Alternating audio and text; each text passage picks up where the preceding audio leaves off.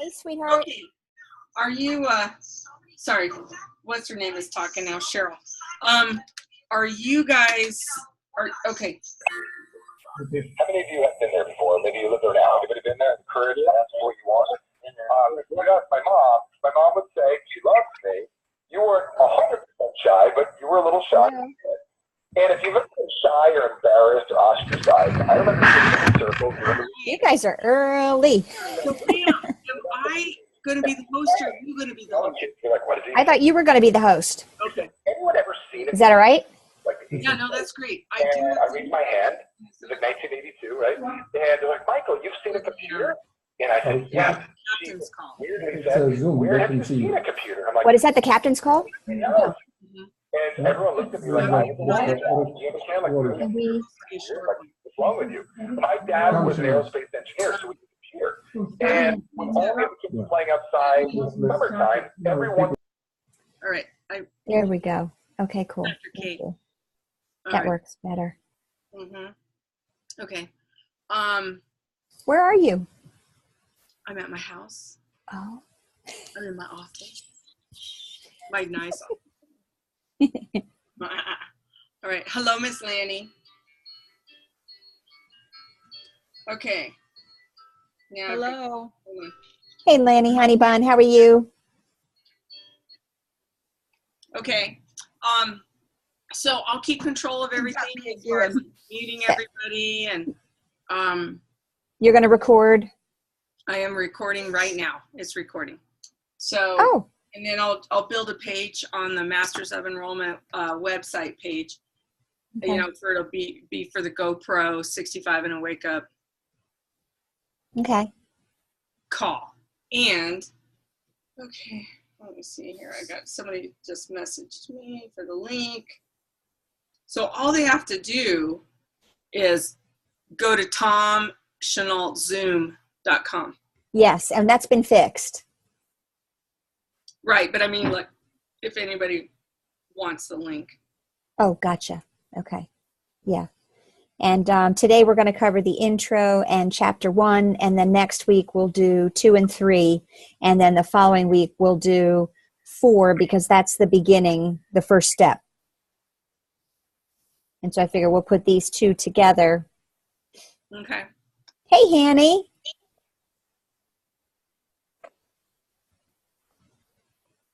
Welcome, welcome. All right, I'm going to mute for a minute. You can keep welcoming people. Okay. Hello. Hey, Hanny. How are you, honey? I'm good, thank you. And I'm you? I'm good. I'm glad to have you here. Glad you could make it. Yes. Excited. Yes. So are you on a video or just did you call in on your phone? I call in on my phone. So can you see the video or no? I can. You can? Oh, good. Yeah, okay. Yeah. Yeah, because I see it says your name and your iPhone, but it doesn't have just a telephone number like it often does others. But I don't see your pretty face. Oh, you know what I'm going to do? I had to set this up, I think. To put a picture or a video to the camera for yourself, you mean? Right. Okay. Something like that, I think. I see just like a little head on my thingy. Yeah. Yep. Very good. Well, I'm glad you're here. Thank you. So this is only for the 65 and awake? Marianne, did he open this up to anybody else, or is it just I mean, I have opened it up to our Go Big, Go Beyond group, our Beyond Organic people. So I know that they're here, and my YGY team, I invited them to come. So some of them are not 65 and a wake up, but I would love for them to become part of 65 and a wake up. Yeah, I think we can just open it up to whomever. I think, you know, just getting people in and then they may transfer over into the 65 and a wake up. Right, but it's still longevity based. It's not, you know, it's not industry based. It's just company based. Okay. Yeah. Cindy, you made it. Do you have your bird? No, he pooped on me, so I had to put him up. Uh-oh. You know, sometimes you're the bird and sometimes you're the statue, right? No, I'm usually with him, the statue. So, yeah. Are you? Okay. So I had to go change and clean my chair. So it was great. Hey, honey. Hi, honey. Hi. Hey, Daddy. He just got home from work. He was late tonight. The flight was delayed. So who else? We have Ipe, we have Kimberly, Noah, Julia, Sandy. Hello, everybody. Oh, is this your call? This is my call. Yay! This is the book. This is our Eric Worre Go Pro book. Yay, good job. I have mine on my iPad. You know how long I've had this book? Good. How many times have you read it? Oh, at least a half dozen. Perfect. So you'll be right in answering questions, participating, jumping, all that good stuff. See, now you opened yourself up for that one. Well, I have power of mute. It's great. You have the power of mute? Yes. Yeah. Julia, where are you calling in from? You have beautiful sunshine still. From Australia. Oh, wonderful. So it's tomorrow morning already. That's right, yeah. It's How lovely. 11 a.m. Hey, Cindy, how you going? I've lost spices. Between getting from Dallas to getting home, I lost spices. You're kidding. No, I cannot find my taco spice anywhere. Well, good news is we launched today. I know! It should Yeah. be in the mail soon. Everybody's so excited. Oh, my goodness. Wonderful. Where in Australia are you from? I'm about an hour and a half south of Brisbane. In what town? Between Byron Bay at the Gold Coast. Okay. That's kind of like me telling you I live in Claude. Do you know where that is? No, but I have some friends that are from down in Australia, like Adelaide and Canberra and a couple of other places. So Yeah, that's about 4,000 kilometers. that's quite a ways, right? Yeah, exactly. Yeah. You know, it's a big country. All right, I got to slip out just for a second. I'm going to get on the captain's call. Oh, perfect. And so we will get you guys going in a few minutes here, and then I'll mute everybody. It looks like we've got Tom Nault on here. You're a captain. The captain's call, is that for the team challenge? Yes. Yeah. I thought that Marion, was you a captain? postponed until tomorrow. The drawing is postponed until tomorrow, I so believe. Yeah. I might have to leave too, then I'm the captain. I am as well. I know these 2 weeks. I know. Well, I know that it's recorded, so that's the good thing, is that we can catch it later. Yeah. But that's okay. So you've already got it recording, so there's nothing else, Marianne, administratively that I need to do before you come back. Well, I will mute everybody. I'm sorry, I couldn't hear you. I am going to unmute. I'm going to mute everybody. Okay, terrific. You'll be pretty much speaking, and if someone has some questions, Okay, then you can unmute them okay, or terrific. tell them to unmute themselves. They can I unmute don't think I'll be themselves. too long. Okay, perfect. All right. Okie doke. Okay. Because I have a group team call at 8, so I need to be on the team call. So when my team call is at 8, I can let them know what the scoop is. Oh, perfect. All right. All right. We'll see you in a little bit. Okay, we've got just nothing like a party call tonight. Party call. We're going to have fun with the book. I'm excited. Now, where did Tom go? Tom left. Did Tom leave or no? Where did Tom go?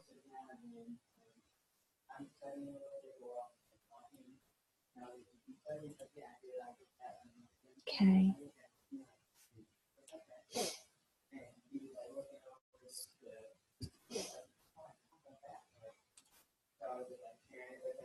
That's true. Yes, everybody does have a call tonight. You're right. Well, you know what? This was the most convenient time for everyone based upon other calls that we have going on. And so that's that's why we chose this day and hour. Yeah. And especially for, hello, Linda. Welcome, welcome.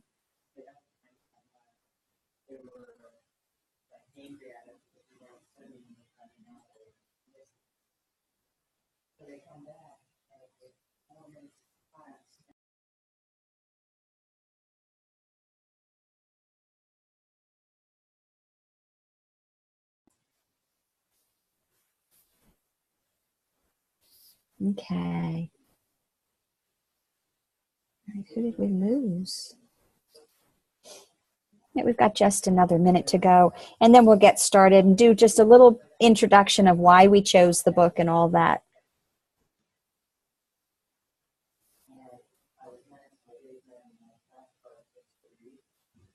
And if you'd like to post some questions, I'm hoping that everybody will participate in the part. This book is great because it really is, helps us to really think about what we're doing, and makes us be active in the process. So I want everyone to be able to participate as we go forward. Oh, Marianne, look at that. Another picture came up. Now, who is this coming up under Marianne here? Who is that? Got Tommy. I've got John Clark. Welcome, welcome. Colleen, glad to have you here, girlfriend. Wonderful.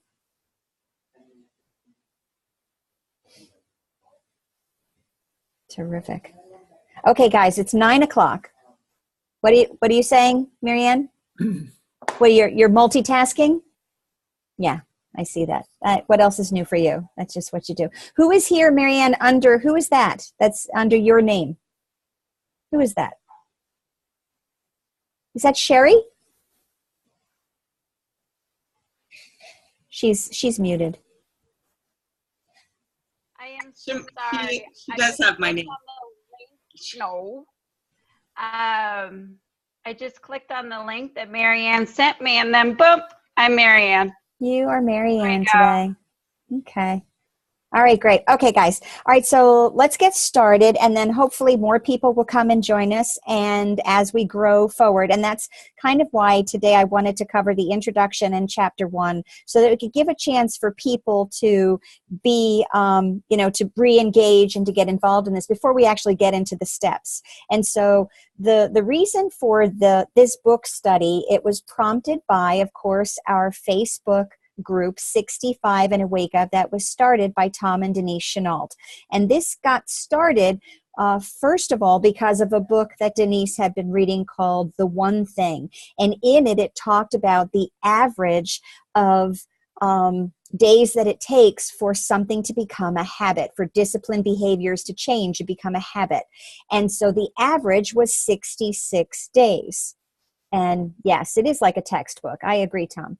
And so when they came up with this idea, it was the 65 and a Wake Up. It was, we go through 65 days of disciplined behavior. And of course, those behaviors include 2 coffee shop interviews a day and 1 3-way. And that 3-way would be dependent upon the type of person that's on the other side of the table or the other side of the phone or whoever it is. They're the one that is most important. And so if you have a product user, that person, that 3-way could be the expert information that's provided by Dead Doctors Don't Lie. It could be the health evaluation form. It could be sharing a stick pack. But the point is to become more interested rather than interesting in the person that you're sitting across from. And then, of course, if someone wants to be a business builder, then you would work on a 3-way call with an upline, a crossline, somebody that you can edify that's going to be able to help you understand based upon their needs, wants, and desires through the coffee shop interview, to be able to give them the best connection so that they can provide, they can receive the best information to make the best choice. So the book we're reading is, and by the way, for those of us who have graduated, and I was one of the first to graduate, we got a free ticket to go to GoPro in Las Vegas to hear Eric Worre give this presentation in person. And what a tremendous honor that will be. I'm so excited for that. So we came up with the idea of, why don't we do the book study? Because this is what it's all about. Hey, Peggy, I see that you just came in. So I am very, very happy to do so. And like I said, I expect this to be interactive. So put your thinking caps on and be ready. So we are reading Eric Worre's GoPro 7 Steps to Becoming a Network Marketing Professional. And I love that he dedicated the book to the network marketing distributor. And he says, thank you for having the courage to follow your dreams. It does take a lot of hard work to be successful. It's called network marketing for that very reason. And if you don't have the book, I always say jump on even if you haven't read, because it's important for you to get the information, to interact, to think, to flex that brain muscle so that you can become that network marketing professional through this process. But if you need to get a copy of the book, you can go to networkmarketingpro.com/GoPro. Eric Worre graciously offers that with just the cost of shipping. But also, if you participate in our 65 and a Wake Up Facebook group, you actually can get a copy of the book after you have completed 30 days. So, it's another little perk, another little reward to go forward to plan. But you certainly can jump in with us, even if you haven't read. But like Tom said, we should treat it like a textbook. And Tom said, if you don't have a book, tell him right now. So that's just the generosity of Tom, how much he loves us. And here's the deal. Yeah. Because you guys are you had no idea what this was going to be. And it's the inaugural night. So if you don't have a book and you can't lie about this, send me your name and Marianne will send you one for free. Woohoo. We're gonna launch this thing. We are so committed to you. And you're wondering why I am not leading this group. It's because I'm no good at this, and because Pamela is so much better. So you guys have no idea what kind of education. Where'd you go to college? I went to UMass Amherst pre-med biochem and then Harvard where I studied linguistics. So, and I went to Littleton High School. So here we go. So and I have 4 sons that I've read books to all the time. So I enjoyed that. So we'll make it be fun for you. How about that? Yeah, so she is so the perfect person for this. So you guys send me a note. I'll be happy to send you a free book. Actually, I'm not going to do it. Marianne will, and that'll teach her to multitask. We'll just give her one more task, and it'll be awesome. So I'm sorry to interrupt. I'm just going to keep piping in. And didn't you say this is like open? If somebody wants to say something, right? Absolutely. Please do. Please do. We're gonna go through, I want to go through this introduction so that people kind of get a real feel for who Eric Worre is as a person. The fact that he did not use a ghostwriter, the fact that he wanted to write this himself because he really wanted it to come from his heart, and he wanted us to be able to understand that he went through the very same trials, tribulations, difficulties that we all go through. And so I think that's really a beautiful part and shouldn't be missed. So just to go through that briefly, he said, I remember when I was introduced to network marketing for the first time, it was 1988. He was 23 years old and was in real estate. I did real estate too. I'm sure that there are a lot of people here. I was a broker salesperson for years. I worked in every aspect of real estate. I can really relate to him because I know what he's had to go through in this. He was newly married with a baby, a little boy, and he said he was already behind on his bills and was scared. And the year before, he had earned $45,000 in those real estate commissions. And real estate commissions, of course, are not consistent. You can't count on them. It's house by house by house. And he knew that his problem is he had already spent $60,000 and he didn't have any money saved up to pay his taxes. So he really was not a good planner. He just kind of flew by the seat of his pants. And the truth is, we are entrepreneurs. We kind of all do that. We kind of just kind of go forward and do it. Thankfully, I have a wonderful husband who's very structured and who helps to guide me into making better choices because I'm the balloon and he's my string. He tethers me. And so, it's important if you don't have someone like that in a relationship, a personal relationship, it's good to pair up with somebody here that can help to kind of bring you back, ground you and say, okay, we need to make sure we're getting things done the right way. Don't give away the store. Don't do things that aren't going to make sense, and make sure that we're doing the right activities for your better success.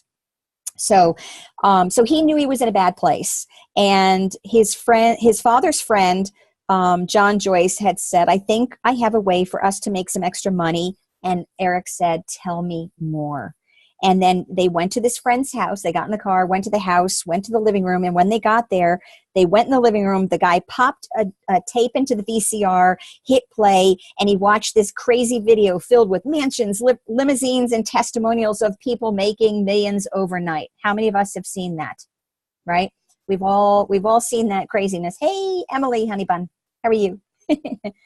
And I'm so glad to have Emily here. She's 12 years old. She's beautiful, and she is rocking this business, and her name will be one to remember as you go forward in the Longevity family. So that's just a little side note. So it was so over the top when he watched his video. He couldn't believe it to be true, and he was not interested, and he couldn't accept it. He couldn't accept what it would be about. And then he said, "Forget it, I'm out." But his father and John said, "Well, we're in." And he couldn't stand the idea of them being in and having a success level without him jumping in with them. So he asked his father to borrow the money so that he could get into the business. Okay. And what's interesting is the same old thing. He was in for 3 months and the business completely dried up. Okay. And his attitude, his positive attitude about the possibility of success went away. And he began blaming. How many of you have heard this from people in your downline or have felt this yourself, right? You're blaming everything and everyone else for your lack of success. And I always love to hear when leadership here tells us you're responsible for your own success, good or bad.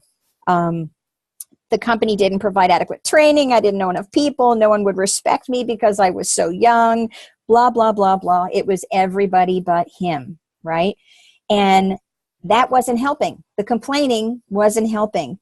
So he put his head down and went back to work. And he rebuilt his organization 7 times in 3 years, right? How difficult is that? We've had it. The attrition happens. That's normal. But to have that feeling of, oh my gosh, I have to start over again is just really kind of crazy. So, okay. I just was reading the note for a second. So after those 3 years, he was more than discouraged. He had almost lost hope. And then he had something that changed his life. There were 2 things. He actually saw a program. He had been to a company convention and he watched a news program and he saw somebody and said, wait a minute, how does somebody become an expert on that topic? And so it made him think, could it be that you could become an expert in this field?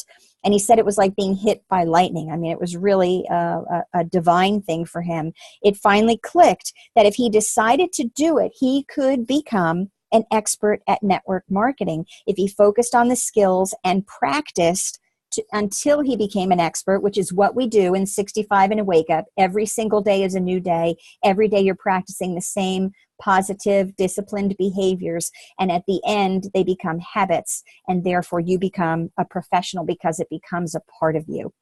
And he said, no one could stop me. Up until that moment, he was looking for an angle, hoping to get lucky, hoping to sponsor that one superstar, right? Everybody always thinks, if I could only get that one person, if I could get that one person, then that would be my easy street. And it isn't. So he was scared that he would lose his chance if it didn't happen soon. And in that instant, everything changed. He didn't have to worry about getting lucky. Timing and positioning was nice, but not necessary for long-term success. And he didn't have to worry about his upline, knowing the right people or anything else. All he had to do was become an expert, right? And so that's when he decided to become a network marketing professional. All right, so that's our introduction to the book. Does anybody have any questions up until this point or any comments?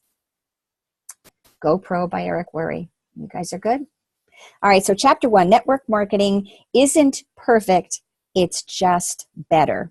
All right, so have you ever felt restless in your business? Do you feel dissatisfied in any way?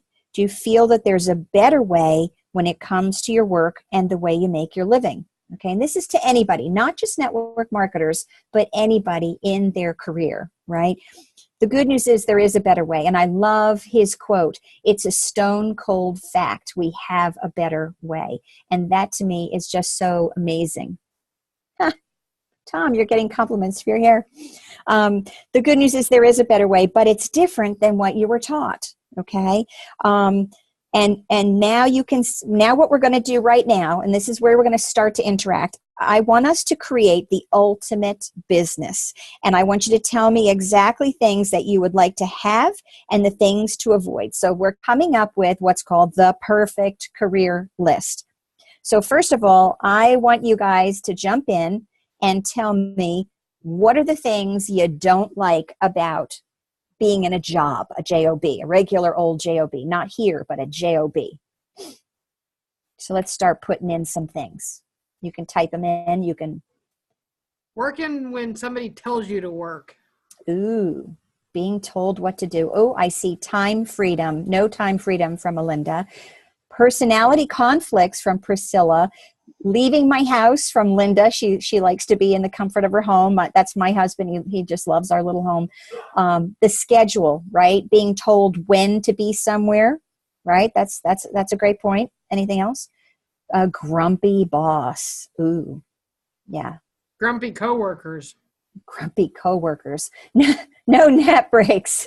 That's true. That's true. Unless there was one time when I was pregnant with my son, Ben, they let me go take naps. I used to at lunchtime go lay down on the floor in an empty office and take a nap. Missing children. Oh, absolutely, Colleen. I agree with you. It's so great to be at home and be able to spend time and raise your kids doing a better thing. Office politics. Yeah, that's interesting. We're going to actually talk about that through one of the career options that are a standard type of a career. Income ceiling, right? Isn't that right? Now, here's an interesting point, Melinda.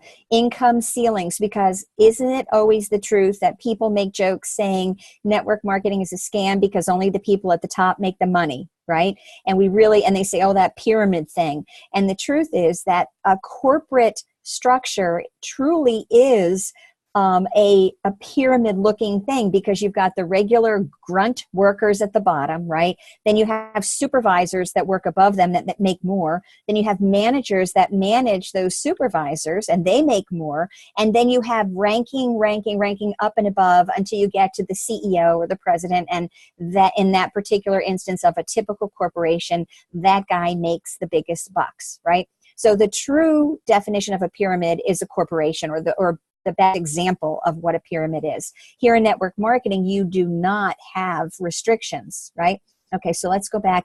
You can't give yourself a raise, right? You can give yourself a raise here by doing hard work, and we'll talk about that here in the types of jobs. Being forced to do a job you just don't like, right? It's, you're kind of, we are pushed through almost like cattle, right? Going through. And if you watch the status quo of the education system, there really isn't a whole lot of room for individuality for kids. I was very blessed to be able to homeschool our youngest of 3 of our 4 boys for a period of time. And I'm very thankful that we did, because the system just is that it's a system. They're really not being given an opportunity to, to excel. It's more, instead of teaching children at a higher level, everyone's kind of brought down so that the adage is no child left behind. Not to say that children with difficulties or who are a slower learner don't need the assistance or the help, but don't stop someone who is excelling because they have to wait for somebody else. And so that was something for us personally as a family that we saw. Absolutely. So limits, definitely. Roxana, you're here. I love you. Hi, honey. Yes. I'm so happy to see you. I'm so glad you're okay. Okay. All right. So let's see. The government is the biggest pyramid. Interesting. Hanny, answering to a boss, 9 to 5 locked in. Yes. You always don't have to have your hair done. Right, Tom? Hey, you know what? He's got a style. That's the Tom style. Okay. So now what I want you to do is I want you to focus on the positive attributes Okay, so we just went through all the negativities. What are the positive attributes of making the perfect company? That's tough, huh? Come on, you live it every day with us here. What you got?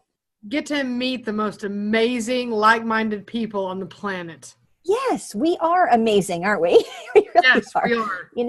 You know, it's really kind of funny. We're all quirky. We're all a little bit of the misfit toys here together, and you know, we're all special and different, and mostly we are the round peg that have been trying to fit into a square hole for all these years, right? Or a square peg and whatever.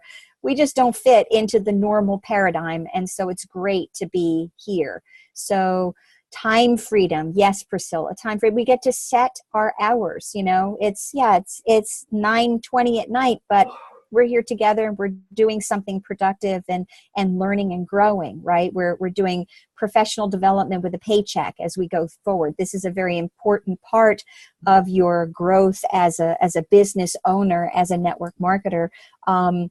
It's not a business building activity, but it helps give you the stamina and the fodder to be able to do so.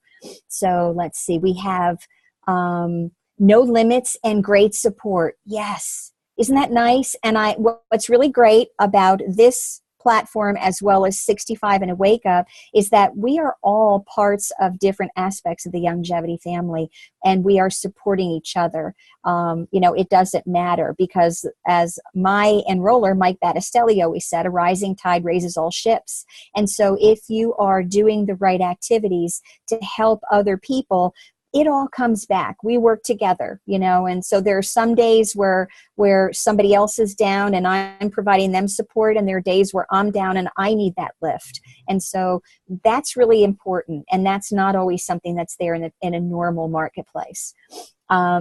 Yes, I love being a misfit toy too, Melinda. So international building, I love that. Absolutely. You know, you might work for a company that is international, but you have the opportunity here in longevity and network marketing to be able to expand and reach out to other people that you might never have had an opportunity to, you know, to connect with. Hey, Dave, good to see you, sweetheart. And let's see, mentors. Yes, mentors. And, you know, again, talking about that, you know, have one team, one dream. We're helping each other, you know, being able to lift each other up. We all have our own special gifts as the land of misfit toys. Each of us has a special thing that we offer that somebody else might need. And that's really important when we are meeting other people in the world and trying to find the right connections for them so that we can make them feel like they belong to our little land, you know. No walls to our office. Nancy, that's great. Yeah, there was a time when I was down at the beach and Marianne was teasing me because we were doing the Tuesday night Zoom and I was at the beach, and Marianne always says people aren't allowed to eat. And then she said, now the next rule is you're not allowed to be at the beach either. So yeah, you know what? It is right. No walls to our office. We can meet in a Panera or a Starbucks. We can meet in a home. We can be on the telephone. We can do whatever we like, and that's really beautiful. Unlimited learning opportunities, including personal development. Absolutely, yes. Meeting new people, making new friends, being a part of a community of awesome, like-minded people. Yes, absolutely. And that was one of the first things that Cindy said when we opened up this aspect. Lanny, we get to wake up at 2 a.m. and think about our group and peers to know that we are all in this to win it. Yes. And so, you know, because of Tom, that's something that's on our mind all the time. What wakes us up at 2 a.m? What gets us excited? Who are we thinking about? What is important to us in our little microcosm and our world of people that we love and care about? And that includes the family that we create through this business, right? Priscilla, you have the ability to take care of things that happen when they need to be taken care of. Absolutely, right? Because you're your own boss. And so we can say when things happen that we have to go deal with them, like a hurricane, like a flood, like you know, wildfires. I will never forget that my first introduction to longevity was with Dr. Corey Gold, and he was doing a webinar like this, and he was dealing with wildfires near his home. And he knew that he was being evacuated, but he stayed with us, with our little Beyond Organic family, so that we could connect and feel like we had somebody that loved us and wanted us to be there, until the point where he said, okay, guys, they're calling us. We got to go. It's time to leave. But I will never forget that. You know, it was that point that we mattered so much to him that, you know, that we came first. And that's really, really feels good. Roxana, amazing leaders to learn from, never alone. Absolutely. And, you know, Roxana, she and I are little kindred spirits, because we're both healthcare professionals. We're both in Florida. We both have that little bit of a difficulty of being a little too smart for our own good when we talk to people. And we also have the ability to lift each other up when we're going through periods of emotional difficulty, right? When we're dealing with people, there's a lot of emotions that are involved, right? And so we need to help each other up. Yes, President Dave Brisky in the house. He is an amazing leader, and he's a wonderful friend. Extending your inner family and friends circle. Absolutely. Well, those are all great reasons. It really is a blessing. So I'm glad that we're finishing on that positive note. So imagine being able to enjoy all of that in your career, and that's what we do have here. So let's talk about the different types of jobs out there, and there are 5 categories as defined by Eric Worre, and they are blue collar, white collar, sales, traditional business ownership, and investing. So we're going to talk about each one. A blue collar career is one that's defined as a member of the working class who performs manual labor. And Eric defines it as someone who labors to fix something, make something, clean something, build something, or service something or someone. And all of us have been in that category at one stage or another in our lives, multiple times, maybe even today, right? So we want to know, with the blue collar concept, can the blue collar work deliver on the perfect career list? What do you guys think? And if you say yes or no, and Priscilla says no, so give me a reason why. Why wouldn't it be able to deliver? Where does it fall short, do you think? Limited income, very good, right? Thank you, Dave. Love you bunches. You know, think about some of the other things. It's a low-skilled position, okay?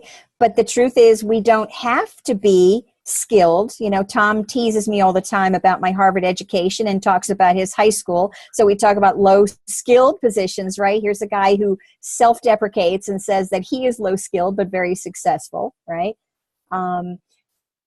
Yay, Harvard, yep. Blue collar has revenue caps, right? Correct. Right? It's limited by the time that you have, right? Right? Okay. So it really doesn't live up to the standard of what we like, for what we've created from this beautiful concept of the perfect company. So then let's go forward. White collar careers. A white collar worker is a person who performs professional, managerial, or administrative work, in contrast with blue-collar worker whose job requires manual labor. Typically, a white-collar worker is one that performs in an office or a cubicle. Yuck, oh my gosh, shoot me now. That I can't do it. I worked in an office for years. I told you I was in the real estate industry. I work for commercial real estate. That's why I love the DAC loans, because I look at that like, oh my gosh, I did pipelines in my sleep. I think that's a great way to parlay from a cubicle type job into our unlimited abilities through longevity and the David Allen Capital Program. But no, I just didn't want to be chained to a cubicle. It's kind of like, clipping a bird's wings for me. I just can't like it. So Eric defines it as a person who is employed by someone else to do work other than manual labor or sales. So it's most of America, right? Most people have to deal with a 9-to-5 job. They have to go in, they have a scheduled lunch, right? They have very, very strict parameters, and they have specific tasks that they have to do. And usually What am I missing? I'm missing some good stuff. Very hard physical work, menial labor, low pay, usually wearing a noose around his neck, a tie. Oh, very good. Yeah, none of that. Tom can't do that. He's much happier with his hamster on top of the wheel shirt. I love that shirt. More chance with white collar, as it includes lawyers, doctors who usually pull high income. Okay, so that's true, but there is no residualness that happens with that type of an income, and it usually requires a very high level of education in order to do so. Politics, office hours, yay, high stress, right? Okay, yes, exactly. Now, the implied contract that if you're loyal to the company will be loyal to you. Remember, you work for 40 years, you get a 40% of your pay, and you get a watch, right? No, that doesn't happen anymore. That thing is come and gone, and we'll talk more about that as we go forward. There are two types of people who can do these white collar career jobs, and they're achievers and hiders. Achievers want to perform at a high level. They are ambitious, motivated, and energetic, and full of ideas, and want to move up the corporate ladder. However, there's a downside. They become a target, right? Because they're now perceived as competition. Their boss sees them as threatening to their job, so they start to hold them down or take shots at their reputation. Their peers see them as a person who will either embarrass them or keep them from getting a promotion, so they start to do what they can to undermine their accomplishments. Oh my gosh, I worked at a mortgage company, and I was in the human resources division, and I worked for the guy who was in charge of HR. And when I came up with an idea that was good, he took it as his own. And when something went wrong, he blamed it on me. Oh my gosh, I will never forget that. Remember, I'm smarter than the average bear on certain fronts. And so that just used to drive me up a tree. I just couldn't handle it. So in order to remain an achiever and survive in a hostile environment such as that, you must become good at one thing that has nothing to do with productivity. And we've already talked about it multiple times. Oh, Cindy. Politics, right? So they're going to diminish the enemies and strengthen the relationship by using powerful people, right? And so then that just becomes, outrageous, right? Tall poppy syndrome. I'm not quite sure I understand what that means. Is that an Australian thing? What is that? What does that mean? What's a tall poppy syndrome? Can you, Julia, I want you to explain. Can you unmute and explain to me what's tall poppy syndrome? Oh, you got to unmute yourself. There you go. Hi, honey. Okay. Must be an Australian thing because I learned it as a German as well not long ago. And it's when you stand out, other people will try to cut you down. Oh, like a flower, a poppy. Yeah. Oh, well, see, poppies are illegal in the United States, so that could possibly be too. Why? That may also be why we've never heard of that, but that's pretty funny. Yeah. Okay. So yeah, you don't want to be too good. We actually have a term called the Peter principle, where people will promote to a high enough level. Oh, Dave, don't look at me, Cricket. It means that you've gotten above your ability level. And so they when they get to that level, it's kind of like they peter out. They can't do it anymore. They've gone up above that certain rank and ability, and then they just become annoying and obnoxious to the other people that are working around them or beneath them.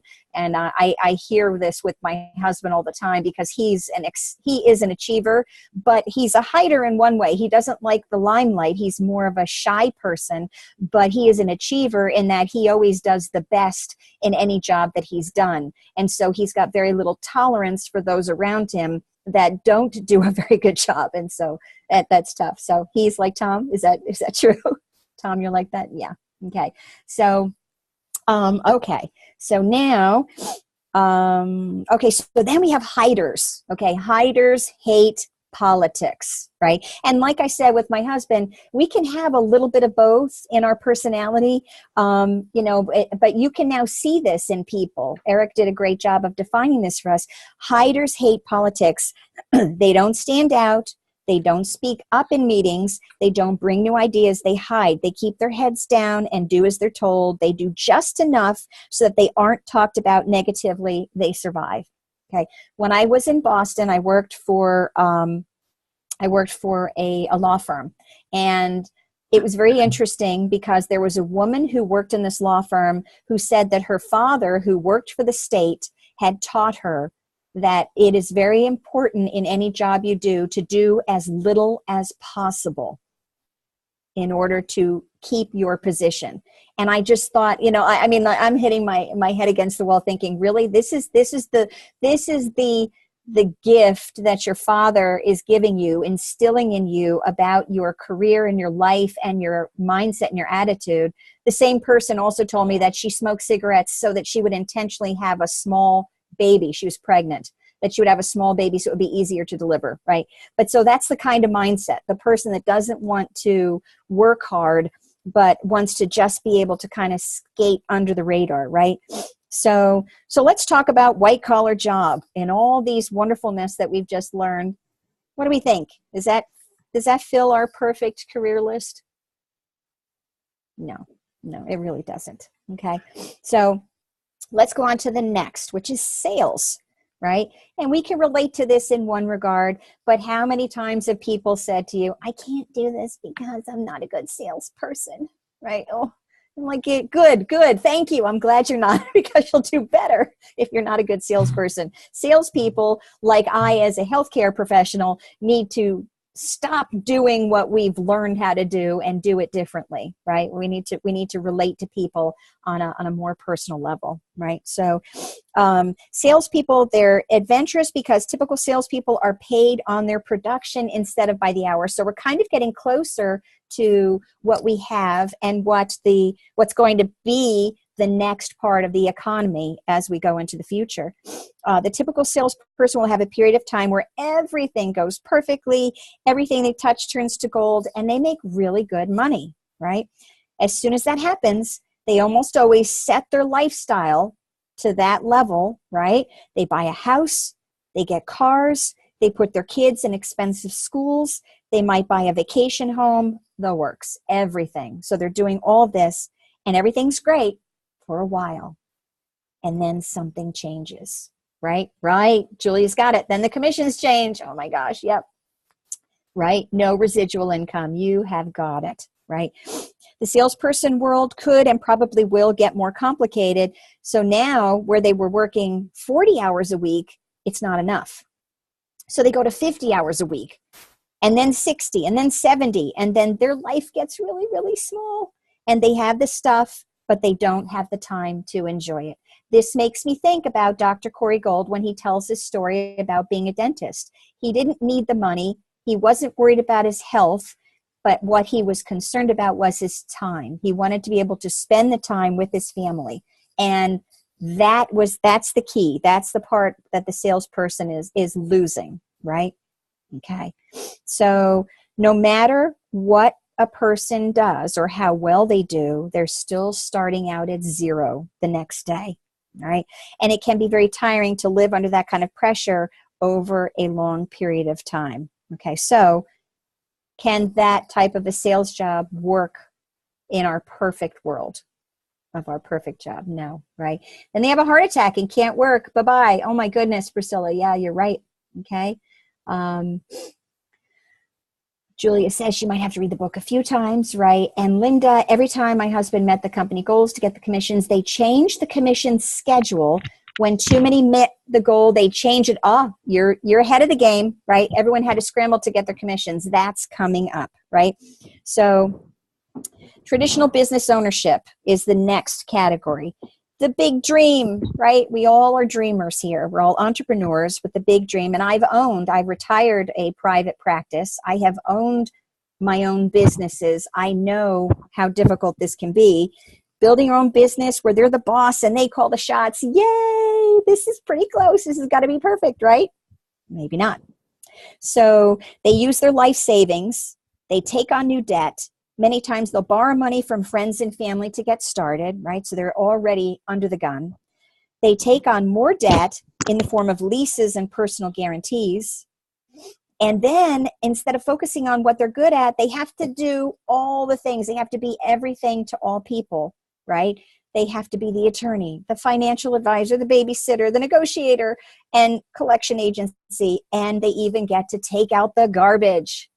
Yay. For me, it's doing the laundry, right? You have, when you've got a practice where you have to have sheets, right, Roxana? Have you had to do the laundry ever? When you have a practice with tables. So yeah, jack of all trades and master of none. Yes. I lived the dream, Marianne said, of having a company for 18 years. Thought I was living the dream. No, not much, right? No. It does. Lorene, yes. Oh, Lorene, you're here. Owning your own business means you work the hardest. And let's see if we got everything else here. Yeah, it's very hard work. Owning your own business, having the overhead is really difficult. That's one of the things that we have to really express to people, that they can understand the appreciation of why being a part of a network marketing company like Youngevity, that they keep the lights on, they have the corporate office, they have the licensure, they do all of these things, that hard part is already taken care of by them. And so this is easy peasy, because we get to come in and do the stuff that we are good at, like we were talking about. So those salespeople are not able to focus on what they're good at. Now we get to. So thank you, Dave. We appreciate that. So yeah, you pay yourself last. Oh, Roxana, it is extremely expensive. No time, and you're the last one to get paid. Perfect. Yep. Let's see. I love being on the front end and know I don't have to look over my shoulder, right? Or work on getting good at, or don't pay yourself at all, right? Hey, yeah, it happens. Yep.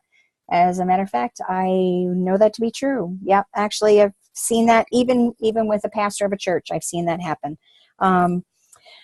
Okay, so now let's see. All right, so they're doing everything but selling, which is what they were good at in the first place. They struggle. Instead of owning the business owns them. Yes, sleepless nights, stressing, right? My rent in my YGY business is my auto ship, and it comes back to me and my family. Love it. That's perfect. Okay, so the next part of a sales position is they either succeed or they fail, right? It will be one or the other. Many times they're going to end up filing for bankruptcy, falling back into a corporate or sales job, being miserable. And even if they are successful, it usually means a lifetime of long hours and stress, just like we talked about, right? Sounds very romantic. No. So the traditional business ownership can't provide the perfect career either, right? We figured that out. Last one is the investor. So what do you need to become an investor? Money, right? Money, that's right. Okay, so if you don't have a lot of money, it's going to be very difficult to earn a living from the return on your investment, especially if you try to be conservative or reduce the risk of loss. You need to have an incredible knowledge and skill. So there are different ways. You can do real estate, right? The old adage, you stick in the dirt, you can't get hurt, right?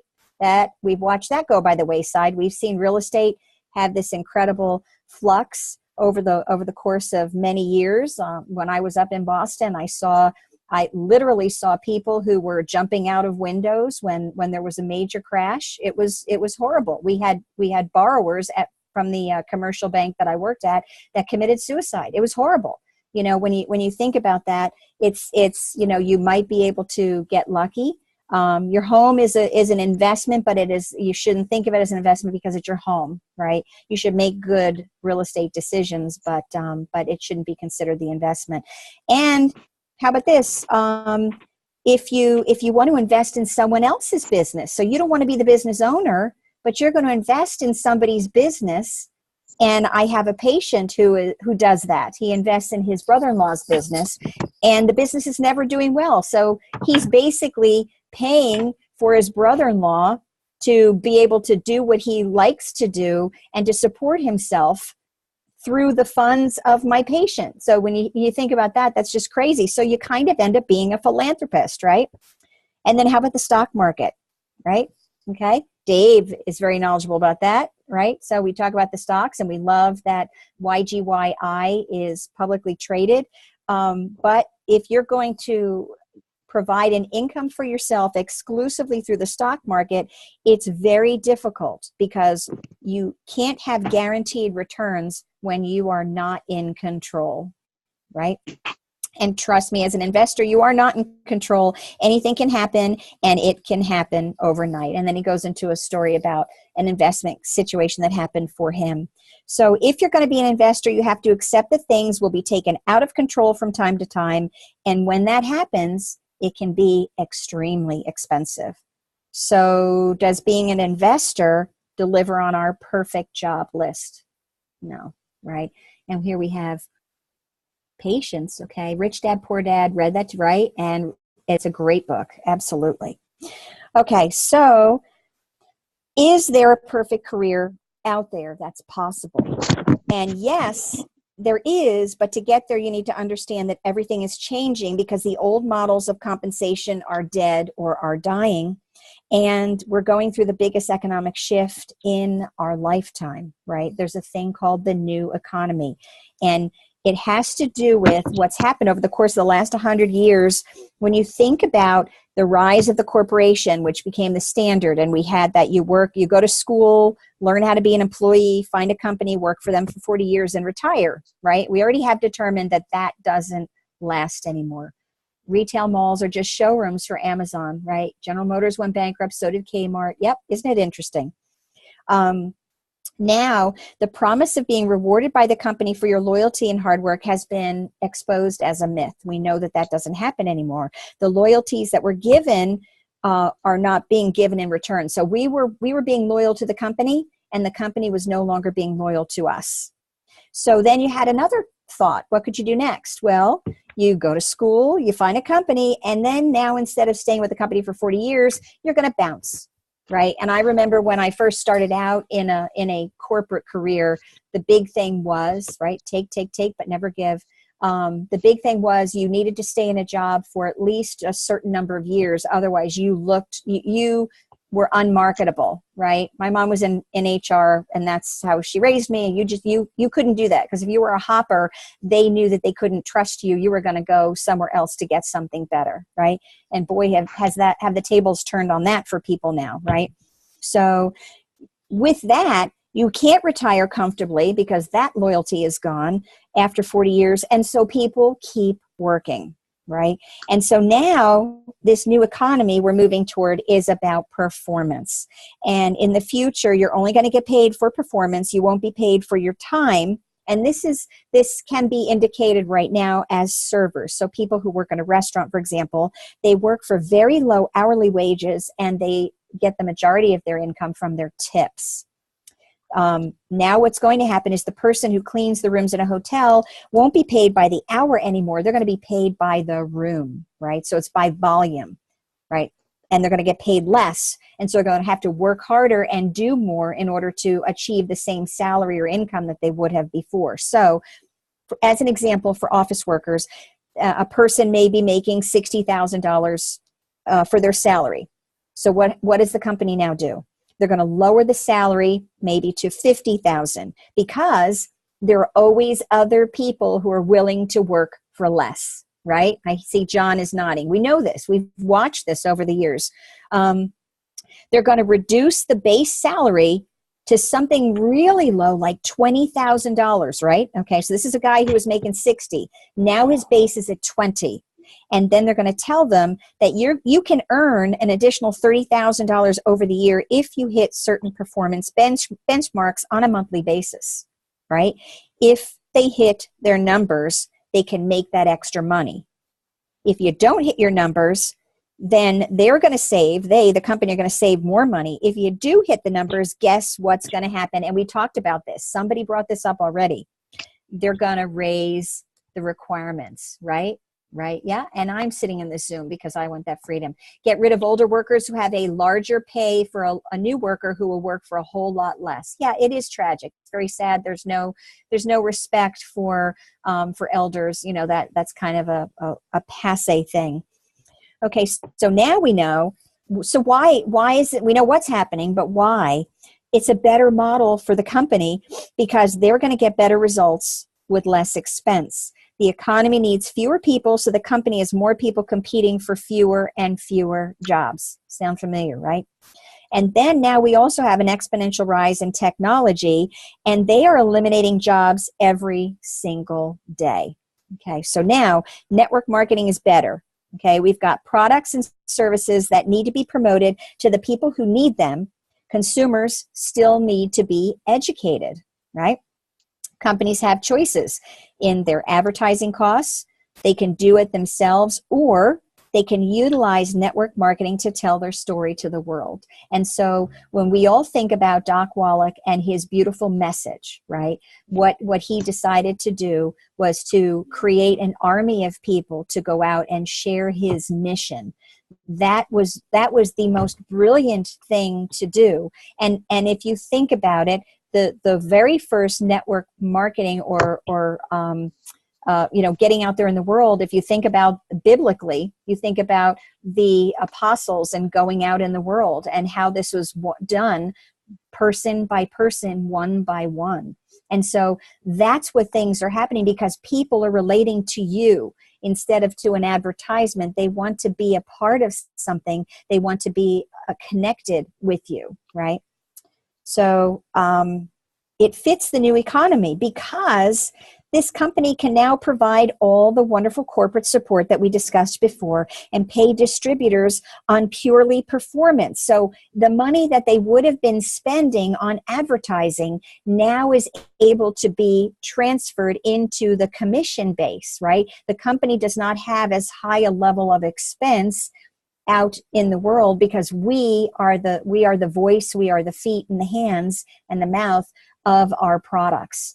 And so that saves the corporate side from the expense, and therefore they have more in the pot to be able to share with all of us. And based upon our abilities to share, we are going to be compensated thusly, right?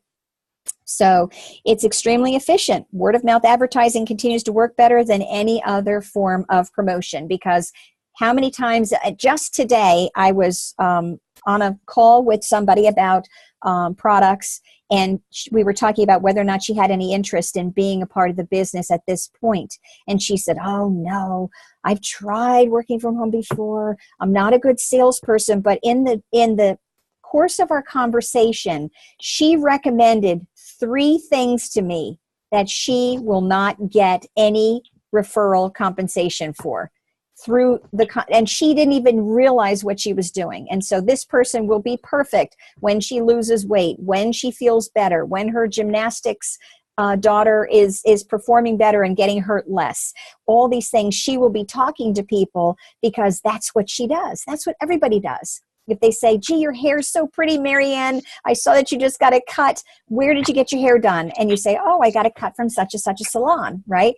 And so that salon, you just gave them a referral, but they're not paying you for that. That's what's so wonderful about this industry. You know, every time we refer somebody to something that is going to benefit them to swap where they shop, we are going to get a referral commission for that through the compensation plan.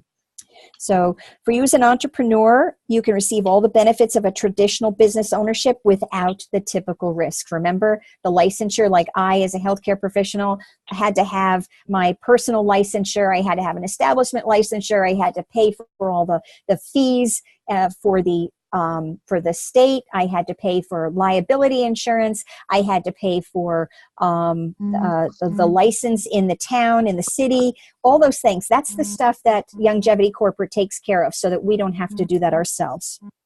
And there's no cap, because network marketing business companies like Longevity want you to make as much as possible. If you're going to be paid for performance, why live with a cap? Okay, because Longevity will do better, because we are promoting more. They reward us for the work that we do. The company earns more. Everybody wins, right? It's a very simple process, right? So what's the catch? The catch to network marketing. Oh, I love this. You must accept a temporary loss of social esteem from ignorant people, right? How many times have you dealt with Priscilla's given a thumbs up and a laugh, right? People who say things like, "Oh, that's ridiculous, and I can't believe that you're involved in that, and this is just so silly," right? While people who are living and trying to function in the old system, which are all these jobs that we just talked about, they're going to think less of you, right? They are not going to understand. They're going to think you're crazy for being involved in network marketing, right? Isn't it the best quote? I love that. You need to embrace the temporary loss of social esteem from ignorant people. You are seeing the future before it becomes apparent to everyone else, right? We're plowing forward. You are the smart one. You are the person taking action to live a better life, because the other people doing the same things over and over again, hoping to get different results. What is that the definition of? Does anybody know? John knows. He's laughing, right? It's insanity, right? If you keep doing the same thing and you hope to get something better and you don't, it's just crazy, right? Then you're the hamster inside the wheel, right? Cindy, we talked about that, being the hamster inside the wheel instead of Tom, who's on top of that wheel, right? Most people have either joined a network marketing company or know someone who has. Okay, so this is the experience they have. So what is going through the mind of those person who decide to get involved? So they're thinking, I know 5 or 6 people who could do this. My sister, my friend, I know these other people. Okay, I'll do this. And in other words, they're not joining a profession. They're hoping to get lucky. They're going to sign up a few people to cover their own startup costs and sit back and wait for the money to roll in, right? The allure of being paid for someone else's efforts is quite powerful, but it's badly misunderstood. They haven't started a real business. They just purchased a glorified lottery ticket. Because of their lack of skill, most of them end up with nothing, just like the lottery ticket. Since they have acted in unskilled ignorance, they may have damaged friendships in the process, right? How many times, and Mike Battistelli has always told me the story about how he started out years ago and he would have people over to his house for Thanksgiving, and in the middle of the Thanksgiving dinner or between dinner and dessert, he'd pull out the old easel and start doing this because they were a captive audience in his house. And, so it's, oh, bye Dave, love you. Thank you for being here. Bye, honey. So, we're almost done. We're just about finished. But, that's the wrong way to do it. You're going to lose friends. You're going to lose family. And by the way, what's very interesting is that family are the hardest people to quote, convince. We don't want to convince people. We want to be in the business of loving people and then loving them more. Okay, so what happens when this occurs? They rip up that ticket. And instead of taking responsibility, remember what Eric said in the beginning, he blamed everybody but himself, right? For not really starting their business, they blame network marketing as a whole, the industry, and make sure to tell the world, I've been there, I've done it, I've talked to every person I know, and it just doesn't work. Save your money. So that's what you're dealing with if you choose this as a profession, the opinions of ignorant people who think they've done it right and it doesn't work. If that's going to be too hard to handle, then this is not for you, right? So that's okay, because we are going to deal with that. It's not an if, it's a when. So if you can embrace that and be able to get beyond it, then the world is going to be yours. So the people who embrace this get paid big money. And our job is to help blind people see, educate the ignorant, and build a community of like-minded people. The truth is, network marketing isn't perfect. It's just better. And that's the reality. Okay. And that's the end of chapter 1. So next Thursday, same time, we'll cover chapter 2 and 3. So what questions, if any, do you all have? I'll go back up here and start reading some notes. Oh, I love that. When are you going to get a real job? Right? Doesn't that feel good when people say that, right? Stronger language has been used. Yeah. Mm-hmm. I tell them I don't want a real job. Right? No, exactly. Let the success change their mind. Yeah. So be an example, right? Have your own testimony through the process as you create your success. And it's interesting. And that's something that we have to deal with, that there are some people that they just can't see it right now.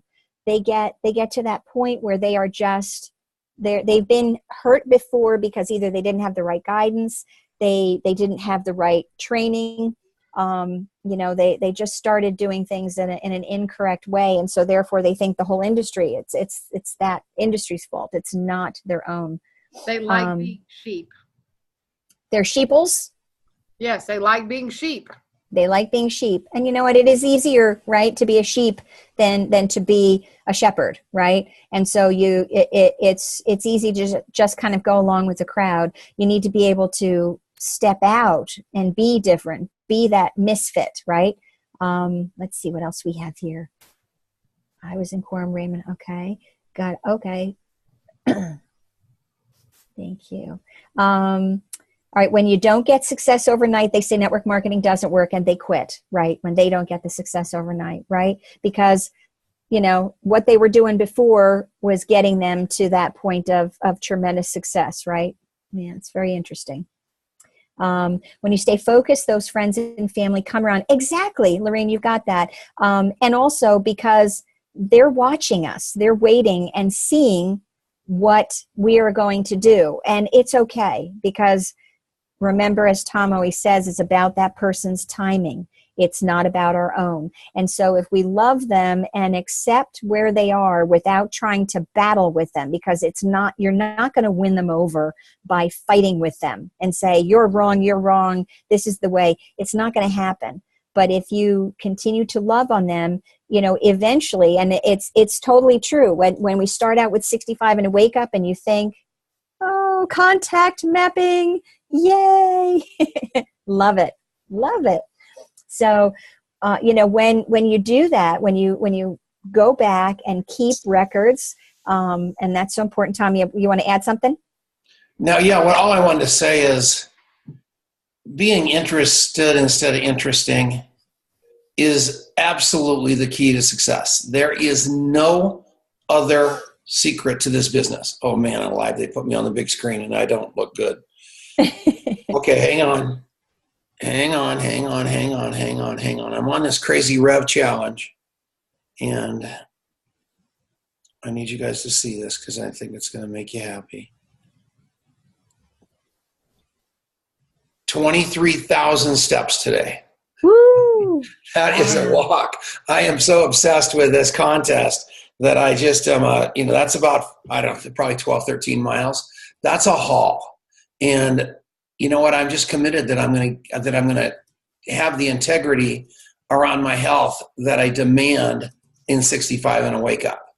That's what I'm telling myself. I'm going to really, really, really stay on Dr. Wallach's protocol.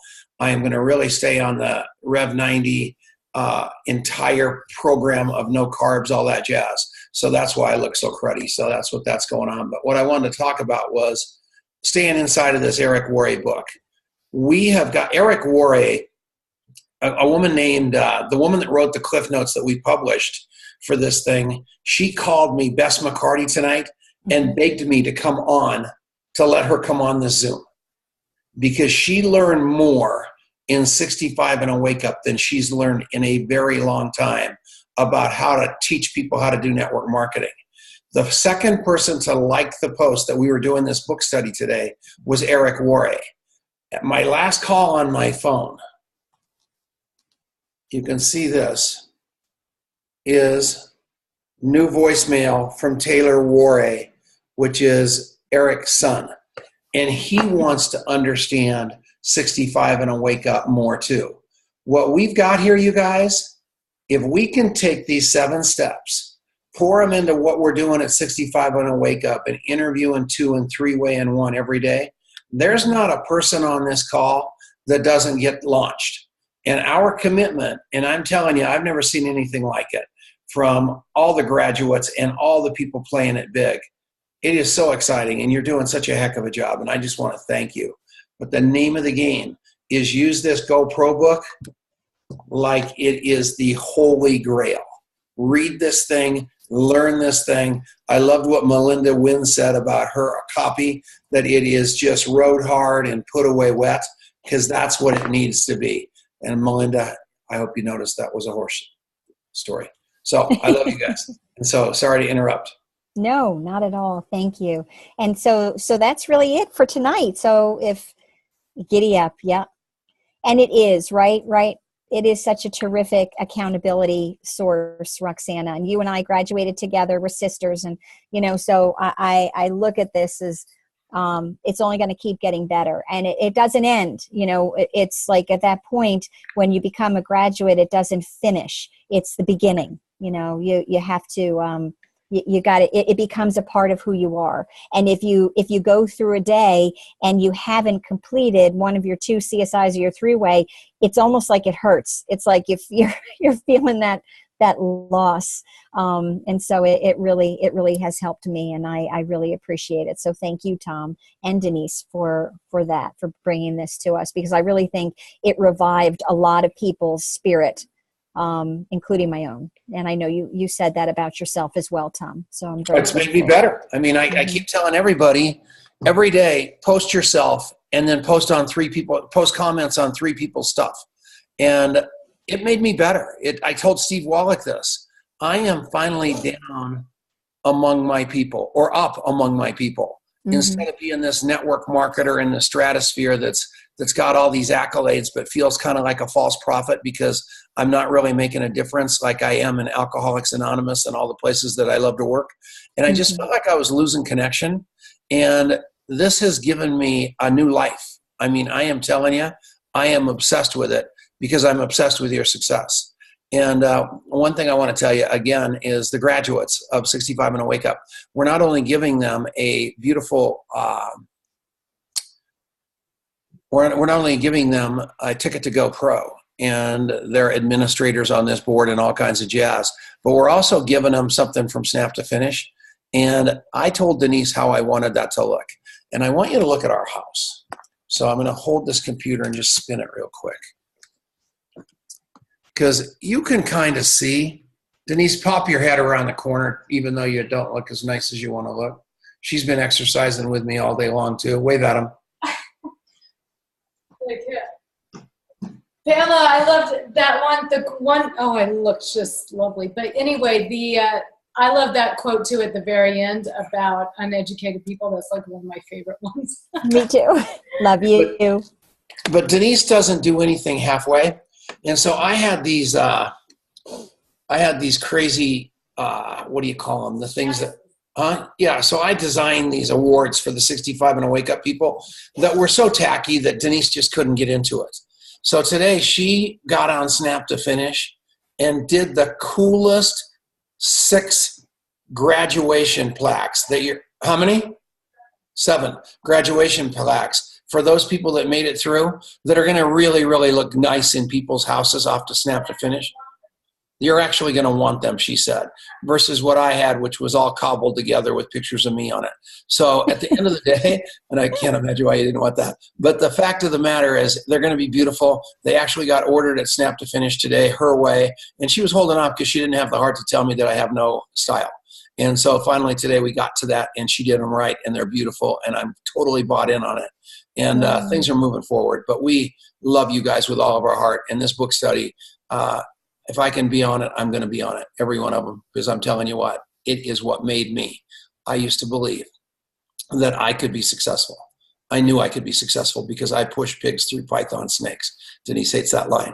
But I never thought that I could walk off my porch and teach my neighbors to do it. I never thought I could teach my mom, my dad, my brother, my sister, anybody with a willingness to do this business. Today, if somebody's got a willingness, I believe I can get them there from here as a result of this book and staying a student of this business. And that's why I'm begging you. I am begging you. And I put this off out earlier, and Mary Ann's going to swallow her cigar. If you don't have this book yet and you were on this call tonight and there's a bunch of you on, I'm going to send you one for free if you don't have one. So just contact Mary Ann Niehaus. Tell her you were on tonight and we'll give you one for nothing, because I love you guys. And so go home and duplicate, multiply, whatever you do tonight. Bye. All right, guys, have a blessed night, and we'll be here same time, same bat channel next week, Thursday at 9 p.m. Eastern time, and we will cover chapters 2 and 3. Mary Ann can't leave. Okay, Mary Ann, you get to leave now. You get to leave. Bye. Love you guys. Have a good night. Same bat time, same bat channel. Yes, what'd I say? Good night. Same time, same bat channel. Same bat time, same bat channel. Disrespectful to me. God don't like ugly.